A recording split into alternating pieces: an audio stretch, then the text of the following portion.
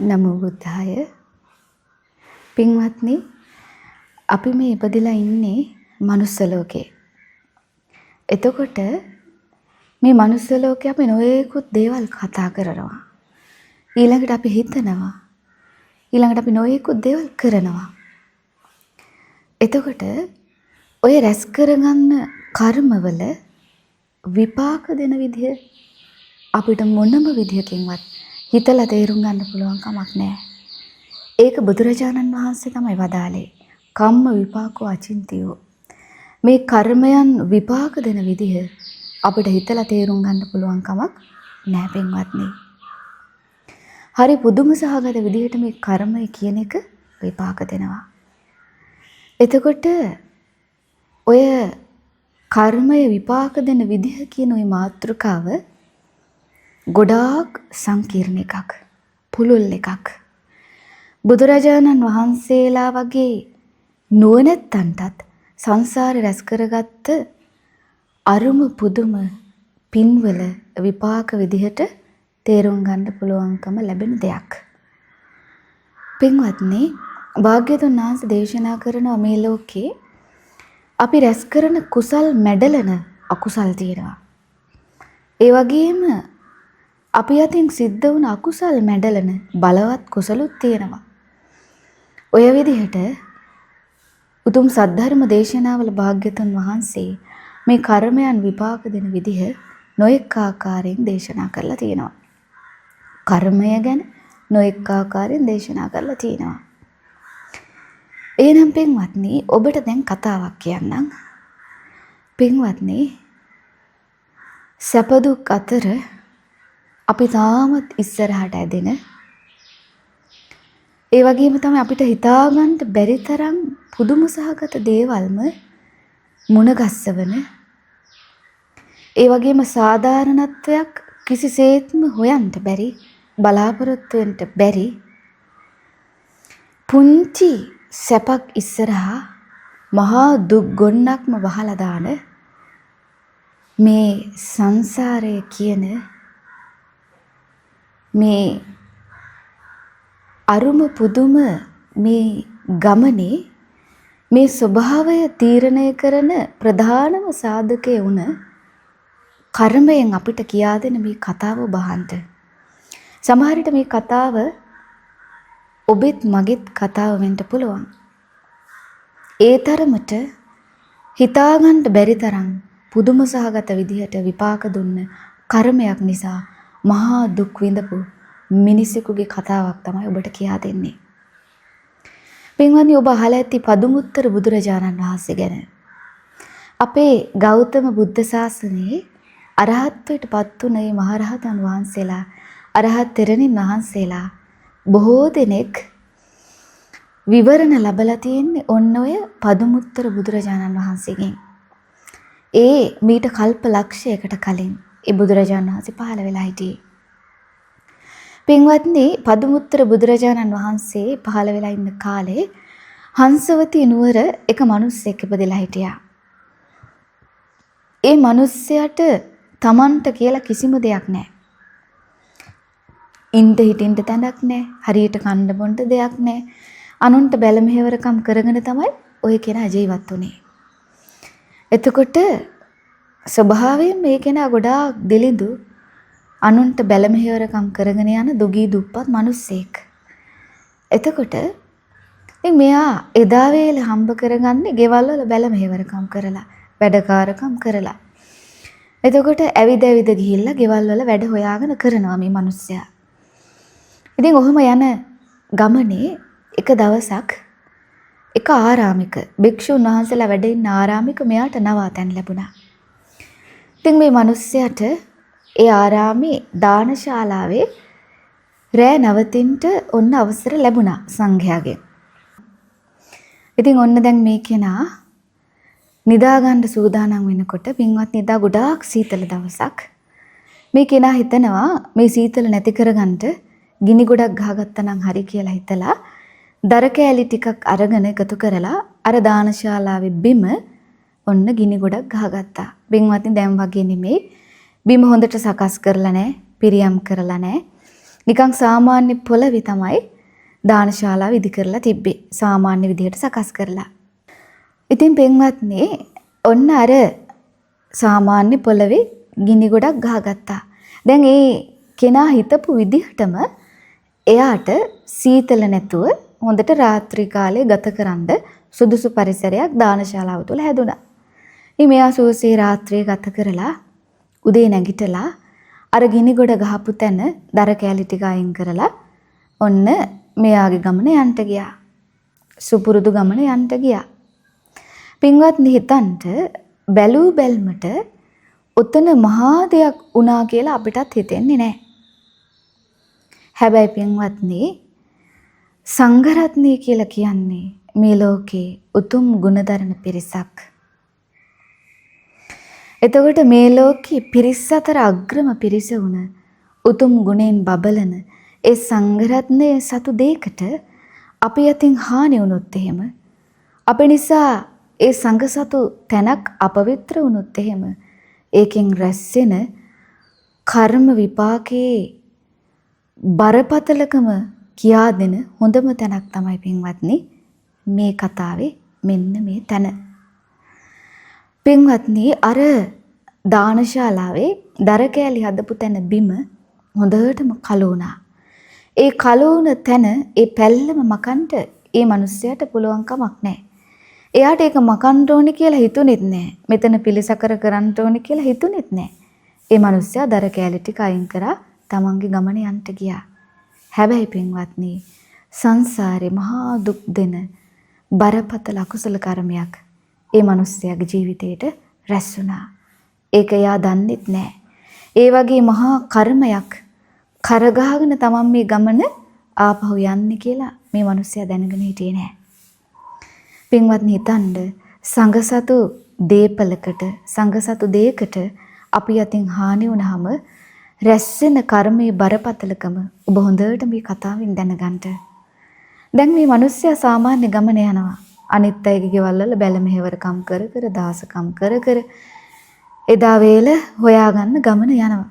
ඔය යන අතරේ පින්වත්නි පදුමුත්තර බුදුරජාණන් වහන්සේ එදා භික්ෂුන් වහන්සේලා පිරිවරාගෙන ලස්සනට ධර්මයේ දේශනා කරමින් වැඩ හිටියා. දැන් මේ මිනිස්සයා දැක්ක ලස්සන දර්ශනයක්. භාග්‍යතුන් වහන්සේ පිරිවරාගෙන සංඝයා වැඩ ඉන්නවා. බුදුරජාණන් වහන්සේ ධර්මයේ දේශනා කරනවා. ඉතින් මේ මිනිස්සයා පිටිපස්සෙන් ගිහිල්ලා වාඩි වුණා. එදා පින්වත්නි මේ මිනිස්සයා දැනගෙන හිටියේ නෑ මේ කෙනාගේ වාසනාවන්තම දවස කියලා. එදා හරි අපූර්ව දෙයක් සිද්ධ වුණා.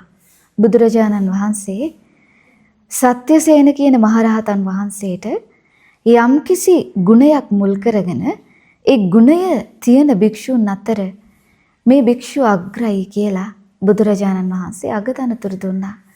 ඉතින් රහතන් වහන්සේ භාග්‍යතුන් වහන්සේට පසඟ පිහිටුවා වන්දනා කරනවා. පින්වත්නි ওই දර්ශනය දැක්කා අර දුප්පත් මිනිසයා. දැකලා මේ මිනිසයාට ගොඩාක් සතුටුයි. තමන් කවදාවත් දැකලා නැති දෙයක් තමන් කවදාවත් අහලා නැති දෙයක් අහන්න ලැබුණා. මෙයා හිතනවා අනේ මටත් මේ වගේ බුද්ධ ශාසනය පැවිදි වෙලා මේ වගේ අගතනුතුරක් දරන්න තියෙනවා නම් කියලා සිතවිල්ලක් ඇති වෙනවා. බුදුරජාණන් වහන්සේට මේ ලෝකේ රහසක් නැහැ. මේ මිනිස්සයා හිතපු සිතවිල්ල භාග්‍යතුන් වහන්සේ දකිනවා. දැකලා භාග්‍යතුන් වහන්සේ අනාගතේ බලනවා. බලද්දී අනාගතයේ මේට මේන් කල්ප ලක්ෂයකට පස්සේ බුද්ධ ශාසනයක මේ දුප්පත් මිනිස්සයා හිතපු සිතවිල්ල සඵල වෙනවා. භාග්‍යතුන් වහන්සේ සම්බුදු මුවින් අනාවැකි පහල කළා. මෙහෙම වෙනවා කියලා. පින්වත්නි හිතන්ට අනිත් අයට දාසකම් කර කර අනිත් අය අතරේ නීච ජීවිතයක් ගෙවන අනිත් අය අතරේ කොන් වෙලා පහත් විදියට ජීවිතයක් ගත කරන දුගී දුප්පත් මිනිස්සෙකුට ඒ වගේ වචනයක් ඇහෙනකොට කොයිතරම්නම් සතුටක් ඒ හිතට දැනෙන්නේ නැද්ද? මේ මිනිස්සයා සතුටින් පිනා ගියා. පින්වත්නි එදා ඉඳලා මේ මිනිස්සයා පුංචි වැරද්දක්වත් කළේ නැහැ. අනුන්ට බැල මෙහෙවරකම් කරනවා කියන්නේ දාසකම් කරනවා කියන්නේ දුප්පත්කම කෙනෙක්ගේ ජීවිතයේ තියෙනවා කියන්නේ එයාට ඕනේ තරම් වරදින්න තියෙන ඉඩ කඩ වැඩි පින්වත්නි. ඕනේ තරම් සත්තු මරලා ජීවත් වෙන්න පුළුවන්. හොරකම් කරලා ජීවත් වෙන්න පුළුවන්. වැරදි කාම සේවනය කරලා, බොරු කේලම් කියලා, මත්පැන් මත්ද්‍රව්‍ය පාවිච්චි කරලා ඒ විදිහට ජීවිතය ගත කරන්න පුළුවන් මේ මිනිස්සයාට. ජීවිතේ හොඳටම වරදින්න තියෙන ඉඩකඩ වැඩි. හැබැයි පින්වත්නි, කොච්චර දුප්පත් වුණත්, අනිත් අයට බැලමෙහෙරකම් කළත්, කණ්ඩ අඳින්න නැති වුණත් මේ මිනිස්සයා එදා ඉඳන් කවදාවත් සත්තු මෙරුවේ නැහැ. හොරකම් කළේ නැහැ. වැරදි විදිහට ජීවත් වුණෙත් නැහැ. බොරු කේලම් කිය ගියෙත් නැහැ. මත්පැන් මත්ද්‍රව්‍ය පාවිච්චි කළෙත් නැහැ. හොඳට යහපත් විදිහට ජීවිතය ගත කළා. ගුණවත් ජීවිතයක් ගත කළා. භාග්‍යතුන් වහන්සේගෙන් ධර්මය ඇහුවා හැම වෙලාවෙම. ඒ වගේම තමයි තමන්ට ලැබෙන සොච්චමින් උනත් දන්පැන් පූජා කළා. ඔය විදිහට බුද්ධ ශාසනය තුල හොඳට ජීවිතය ගත කරලා මේ දුප්පත් මිනිස්සයා මරණින් මත්තේ තව්තිසා දෙවියන් අතර ඉපදුනා. ඔන්න බලන්න පින්වත්නි, රැස් කරගත්ත පින ඉස්සරහට ඇවිල්ලා මේ කෙනාගේ ජීවිතේ සැපවත් කරපු විදිහ. තව්තිසා දෙවියන් අතර හොඳට සැප වින්දා. හැබැයි පින්වත්නි, ඔය සැප විඳ ජීවිතේ ගෙවන අතරේ සැප ඔය විදිහට ගෙවෙන අතරේ පින්වත්නි, ඒ කෙනාගේ අර අකුසල කර්මය ඉස්මතු වුණා. මේ මිනිස්යාට පින්වත්නි, දැන් මේ කෙනා දෙවියන් අතර ඉන්න දෙවි කෙනෙක්. හැබැයි දිව්‍ය ලෝකෙන් චුත වෙලා මේ කෙනා ඊළඟ ජීවිතේ නිරේ ඉපදුනා. හේතුව මොකක් වෙන්නද පින්වත්නි? අර සංඝ රත්නයේ සතු දානශාලාවේ බිම තමන් අතින් අපවිත්‍ර වුණ ඒ පාප කර්මයේ විපාකය. බිම කළු වුණා. ඒක තමයි කර්ම විපාකය. නිරේ ඉපදුනා. අවුරුදු 1000ක් නිරේ දුක් විඳ පින්වත්නි. හිතන්න කර්මය කොහොම බලවත් ඇද්ද කියලා. තාමත් අවසන් නැහැ. හැබැයි බුදු සසුනක් තුල මේ කෙනා රැස් කරගත්ත පින තියෙනවා. තාම මේ පින ඉවරත් නැහැ. ඒ පින නිසා ආයේ නිරයෙන් මේ කෙනා මනුස්ස ලෝකෙට එනවා. මනුස්ස ලෝකෙ එක දිගට ආත්ම භාව 500ක් ඉපදෙනවා පින්වත්නි. රැස් කරගත්ත පිනේ උපකාරයෙන් හොඳට සැප ලැබෙනවා. සැප ලැබුණත් පින්වත්නි, ඒ ආත්ම භාව 500ම මේ කෙනා ශරීරයේ ලප කැලැල් තියෙන මිනිස්සෙක්. ඇඟ පුරාම කළු පාට ලප. කොච්චර ලස්සන ඇඳුම් ඇඳත් ඒ ජීවිතේ ලස්සන කරන්න පුළුවන් කමක් නැහැ පින්වත්නි. ගොඩාක් අසරණ විදිහට මිනිස්සු අතරේ ජීවිතය ගත කළා. ඔය විදිහට ආත්ම භාව 500ම ශරීරයේ ලප කැලැල් තියෙන මිනිස්සෙක් විදිහට ජීවිතය ගත කරලා මරණයටපත් වුණා. ආයමත් ආත්ම භාව 500ක් මනුස්ස ලෝකෙ ඉපදෙනවා. සැප සම්පත් ලැබෙනවා. බුදු සසුනක තුනුරුවන් ගැන හිත පහදවාගෙන රැස් කරගත්ත පින නිසා සැප ලැබෙනවා. හැබැයි ඊළඟ ආත්ම භාව 500ම මේ මිනිස්සයා කුෂ්ඨ රෝගියෙක්. ඇඟ පුරාම සැරව ඕජාව ගලන කුෂ්ඨ රෝගියෙක්. බලන්න රැස් කරගත්ත පාප කර්ම විපාකේ කොච්චර බරපතල එකක්ද කියලා. අපිත් පින්වත්නි හිතන්නේ නැහැ. සංඝ සතු දේවල් වලට අපි අතිනුත් ඔය විදිහට හානි වෙනවා. සමහර විට අපි ඒක ලොකු දෙයක් කියලා හිතන්නේ නැහැ වෙන්න පුළුවන්. හැබැයි ඔබ හිතලා බලන්න පින්වත්නි, කොයිතරම් පාප කර්මයක් මේ මිනිස්සයාට අර අපිටත් හිතෙන්නේ නැති අර පුංචි දෙයින් රැස් වුණාද කියලා ඔබ හිතන්න.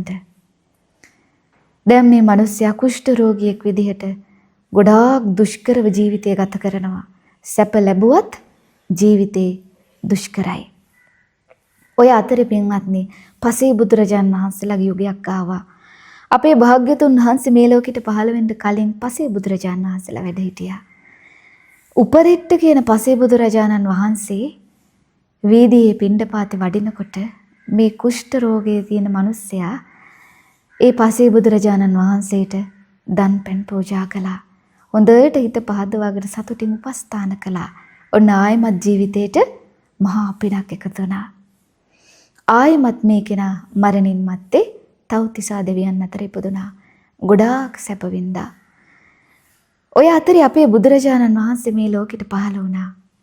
මේ මිනිස්සයා දිව්‍ය ලෝකෙන් චුත වෙලා මනුස්ස ලෝකෙ ඉපදෙනවා පින්වත්නි. රජපෞල ඉපදෙන්නේ. ඔන්න අර සංසාරේ බුදු සසුනක රැස් කරපු පිණින්, පසේ බුදුරජාණන් වහන්සේට උපස්ථාන කරපු පිණින් මේ කෙනා රජපෞලේ රාජකුමාරයෙක් වෙලා ඉපදුනා. තරුණ වයසට ආවා. තාත්තගේ මරණින් මත්තේ මේ රාජකුමාරයාට රජකම ලැබුණා. හැබැයි රජකම ලැබුණත් මේ අකුෂ්ඨ රෝගියෙක්. පින්වත්නි බලන්ට කර්ම විපාකයක බරපතලකම කොච්චරද කියලා. පින්වත්නි රජකම ලැබුණට අර රාජ සලුපිලි රාජ ආභරණ පැලැන්දට මේ රජතුමාට කිසි සැපයක් නැහැ. මොකද කුෂ්ඨ රෝගියෙක්. රජ කුලේ ඉපදුනත් ඒ ජීවිතේත් කුෂ්ඨ රෝගියෙක්. ගොඩාක් කුෂ්ඨ රෝගය නිසා දුක් විඳිනවා. ලස්සන සලුපිලි පළඳින්න බෑ. ආභරණ පළඳින්න බෑ. රජය තුල මේ රජතුමාට සැපයක් තිබ්බේ නැහැ. රජ සැපයෙන් හිස් නිසා මේ රජතුමාට නම ලැබුණා මෝගරාජ කියලා. මෝග කියන්නේ හිස් කියන එක. සැපයෙන් හිස් රජා කියන අදහසින් මෝගරාජ කියන නම ලැබුණා. ඉතින් ওই රාජ්‍ය කොයිතරම් ධාර්මිකව සිද්ධ කළත් මේ රජතුමාට රාජ්‍ය තුල සැපයක් තිබ්බේ නැහැ. ශරීරයේ ආදීනව දැක ශරීරයෙන් දුක් වේදනා විඳ මේ කෙනා ඉඳලා ඒ දුක් වේදනාව නිසාම හැම දෙයක්ම අත්හැරලා බුද්ධ ශාසනයෙන් බාහිර තාපස පැවිද්දෙන් පැවිදි වුණා.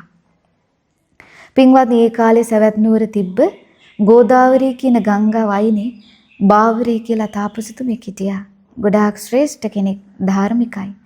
භාග්‍යතුන් වහන්සේ ගැන දැනගෙන හිටියේ නෑ. ওই බාවරී කියන තාපසතුමා ළඟ මේ මෝගරාජ මේ රජතුමා පැවිදි වුණා. දැන් මෝගරාජ තාපසතුමා තරුණ තාපස කෙනෙක්. තාමත් කුෂ්ඨ රෝගීන් පෙළෙනවා. ඔය බාවරී තාපසතුමාට ගෝලයෝ 16 දෙනෙක් හිටියා ප්‍රධාන අය. ඒ 16 දෙනාට පරිවාර ගෝලයෝ 1000 බැගින් 16000ක් පිරිස හිටියා පින්වත්නි. ඔය ප්‍රධාන ගෝලයෝ 16 දෙනාගේ එක්කෙනෙක් තමයි මේ මෝගරාජ තාපසතුමා. පින්වත්නි දවසක් ඔය බාවරී කියන තාපසතුමාට ප්‍රධාන තාපසතුමාට දෙවි කෙනෙක්ගෙන් දැනගන්න ලැබෙනවා බුදුරජාණන් වහන්සේ ගැන. ඔය විදිහට දැනගන්නකොට පින්වත්නි තාපසතුමාට ගොඩාක් ආස හිතෙනවා භාග්‍යතුන් වහන්සේ මුණ ගැහෙන්න යන්න. මුලින්ම තමන්ගේ ප්‍රධාන ගෝලයෝ 16 දෙනා භාග්‍යතුන් වහන්සේ ළඟට යවනවා. කියනවා දැන් මේ බ්‍රාහ්මණ කෙනෙක් වේදේ උගන්වනවා. වේදේ දෙතිස් මහා පුරුෂ ලක්ෂණ ගැන කියා දෙනවා. ගිහින් බලන්න කියනවා ඒ උත්තමයාගේ මහා පුරුෂ ලක්ෂණ.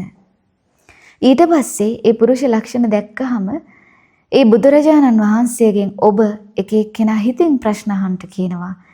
බුදුරජාණන් වහන්සේ සම්බුදු මුවින් උත්තර දෙයි කියනවා. ඒ වැඩ ඉන්නේ භාග්‍යතුන් වහන්සේ නම. මේ 16 දෙනා පින්වත්නි අර පරිවාර ගෝලයෝ 16000ත් එක්ක මේ තරුණ තාපසවරු භාග්‍යතුන් වහන්සේ හොයාගෙන නගරයෙන් නගරයට යනවා. පින්වත්නි නගර 15ක් විතර පහු කරලා යනකොට භාග්‍යතුන් වහන්සේ රජගහනුවර පාසාන චෛත්‍ය වැඩ හිටියා. ওই පර්වතයේ මුදුනට නැගගත්තා. පින්වත්නි බුදුරජාණන් වහන්සේ දැකලා මේ අයට හරි සතුටුයි. පිපාසයෙන් හිටපු කෙනෙකුට මහා පැන් තොටක් මුණ ගැහුණා වගේ. ණයගත් කෙනෙකුට මහා ලාභයක් ලැබුණා වගේ. වෙලෙන්දෙකුට මහා ලාභයක් ලැබුණා වගේ. බුදුරජාන් වහන්සේ දැක්කට පස්සේ භාග්‍යතුන් වහන්සේ වැඩ ඉන්න තැන සංඝයා පිටිපස්සෙන් වාඩි වුණා. මේ පිරිස වාඩි වෙලා හොඳට මහා පුරුෂ ලක්ෂණ විමසලා බැලුවා. බලලා හිතෙන් ප්‍රශ්න අහනවා බුදුරජාණන් වහන්සේගෙන්. භාග්‍යතුන් වහන්සේ සම්බුදු මුවින් පිළිතුරු දෙනවා. එතන වැඩ හිටිය සංඝයා දෙවිවරු ඊළඟට සිව්වණක් පිරිස වැඩ හිටියා. මේ අය බලනවා ප්‍රශ්න අහන කෙනෙක් නෑ. හැබැයි භාග්‍යතුන් වහන්සේ උත්තර දෙනවා. ඊට පස්සේ පින්වත්නි ඔන්න ඔය විදිහට අර ප්‍රධාන ගෝලයෝ 16 දෙනා වෙන වෙනම භාග්‍යතුන් වහන්සේගෙන් ප්‍රශ්න අහනවා. මෝගරාජ තාපසතුමාගේ වාරයක් ආවා. ප්‍රශ්නයක් ඇහුවා. බුදුරජාණන් වහන්සේ ලස්සනට උත්තර දුන්නා. බොහොම කෙටි වෙලාවකින් මෝගරාජ තාපසතුමයි පරිවාර තාපසවරු 1000ක් දෙනයි සියලුම දෙනා තාපස ඇඳුම් පිටින්ම සියලු කෙලෙස් දුරු කරලා උතුම් අරහත්ත්වයටපත් වුණා.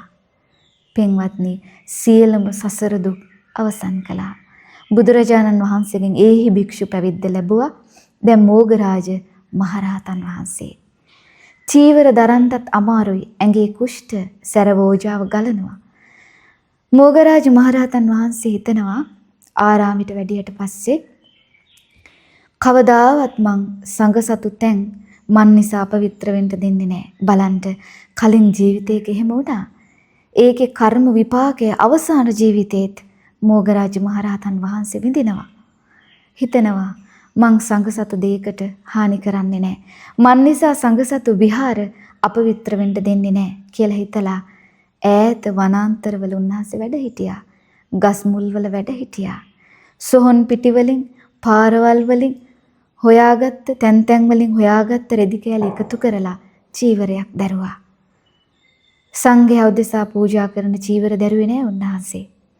ඊට පස්සේ පින්වත්නි බුදුරජාණන් වහන්සේගෙන් ඔන්න අර අතීතයේ පදුමුත්තර බුදුරජාණන් වහන්සේගෙන් අනාගතේ මෙහෙම වෙනවා කියලා පහල කරපු අනාවැකිය සඵල වෙන දවස ආවා. අපේ ගෞතම සම්මා සම්බුදුරජාණන් වහන්සේ භික්ෂුන් වහන්සේලාට අගතනතුරු දෙන දවසේ මොග්ගරාජ මහරහතන් වහන්සේට අගතනතුරක් දෙනවා. මේ බුද්ධ ශාසනයේ රළු චීවරධාරී භික්ෂුන් වහන්සේලා අතරින් මේ මොග්ගරාජ භික්ෂුව අග්‍රයි කියලා අගතනතුරක් ලැබුවා. පින්වත්නි ඒ උතුම් මහරහතන් වහන්සේ අවසාන ජීවිතයේ කලින් ජීවිතයක ඒ රැස් කරගත්ත පාප කර්මයේ විපාක භුක්ති විඳා. එනම් බලන්න පින්වත්නි අපි යතින් කොයිතරම්නම් ওই වගේ දේවල් සිද්ධ වෙලා ඇද්ද? ඒ නිසා ඔබට මතක් කළේ මේ ඔබෙත් මගෙත් කතාව වෙන්න පුළුවන්. අපිට පිටිපස්සේ අපි සසරේ රැස් කරගත්ත කර්ම තාම විපාක නොදුන්නේවා. තාම සුදුසු පරිසරයේ හැදිලා නැතිව විපාක නොදී අපි පිටිපස්සේ තියෙන්න පුළුවන් පින්වත්නි. ඒ නිසා බුදුසසුනක් අපිට මුණ ගැහුනේ සිත කය වචනය යහපතේම හසුරුවා ගන්නට. ඒ නිසා පින්වත්නි බුද්ධ ශාසනයක් මුණ ගැහුනේ අපිට වැරදුන ජීවිතේ හරිමකට ගන්නට කියලා ඔබ තේරුම් ගන්නට. ඒ නිසා අද දවසේ මේ ඉගෙනගත්ත දහම් කතාවෙන් ඔබ ආදර්ශයක් ගන්නට සංසාරේ රැස් කරගත්ත කර්මවල විපාක දෙන විදිහ, ඒ කර්ම විපාක දෙන විදිහ අපිට හිතලා තේරුම් ගන්න පුළුවන් කමක් නැහැ. ඒ නිසා බුදුසසුනක් දුර්ලභව මුණ ගැහුණ මේ ජීවිතේ අපි සිත කය වචනේ යහපතේ හසුරුවා ගන්න ඕනේ.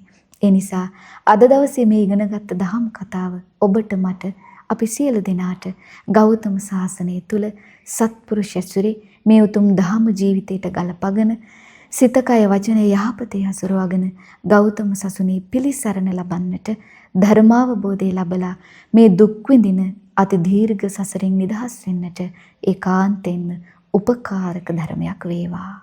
සාදු සාදු සාදු.